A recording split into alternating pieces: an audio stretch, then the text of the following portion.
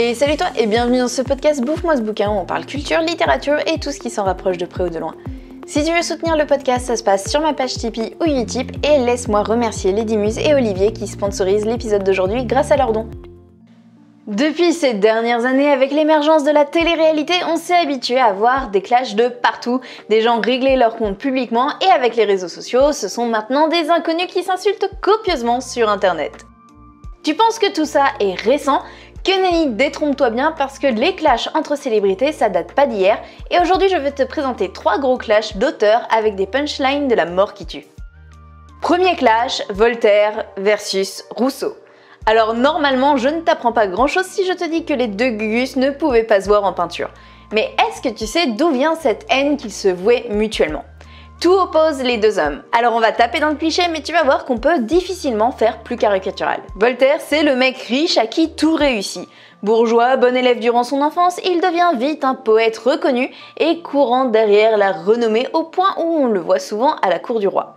Le monsieur adore les mondanités et se prête même au jeu du libertinage. Rousseau, c'est tout le contraire. Il naît 18 ans plus tard d'un horloger qui, lorsque son mouflard aura 10 ans, partira un beau matin acheter des clopes sans jamais revenir. Rousseau vit alors une enfance vagabonde jusqu'à ce qu'il soit recueilli par une bourgeoise qui lui fera découvrir la littérature, notamment à travers les écrits d'un certain Voltaire.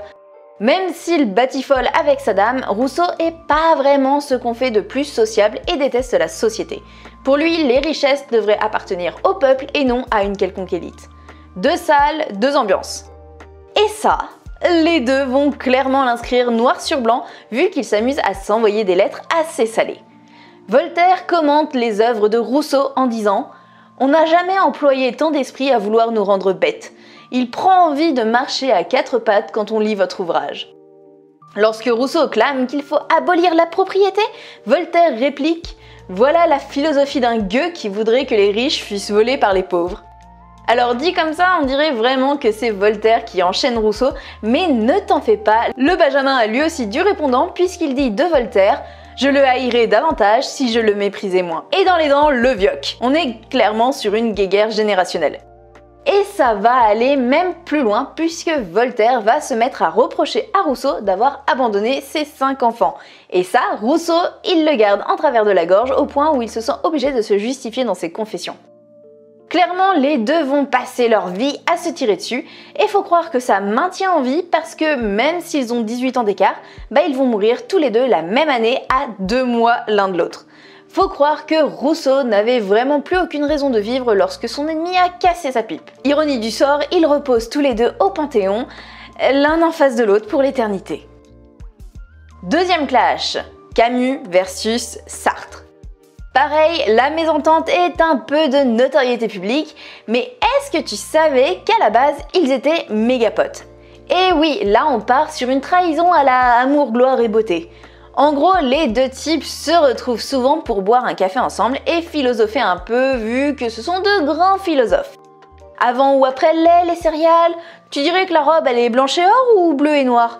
Voici le genre de questions existentielles qu'ils partagent, jusqu'au jour où Camus sort son bouquin L'homme révolté et que Sartre pond un article un peu trop honnête, on va dire. Alors, il est cool, il aurait pu simplement laisser une évaluation 1 étoile sans commentaire, mais là il va mettre le paquet pour démontrer que ce bouquin, c'est de la merde. Camus, la mauvaise, forcément, et lui répond « Je suis lasse d'être critiqué par des gens qui n'ont jamais mis que leur fauteuil dans le sens de l'histoire. Allez, ravale ton dentier, il traîne sur le trottoir. » Sauf que Sartre, il est lui aussi doué avec les mots, et il compte pas se laisser faire. Alors forcément, il contre-attaque avec ce qui suit. D'où vient-il, Camus, qu'on ne puisse critiquer un de vos livres sans ôter ses espoirs à l'humanité? Et si votre livre témoignait simplement de votre incompétence philosophique? Et si vos pensées étaient vagues et banales? Autant te dire que le petit kawa en terrasse, ils ont jamais récidivé.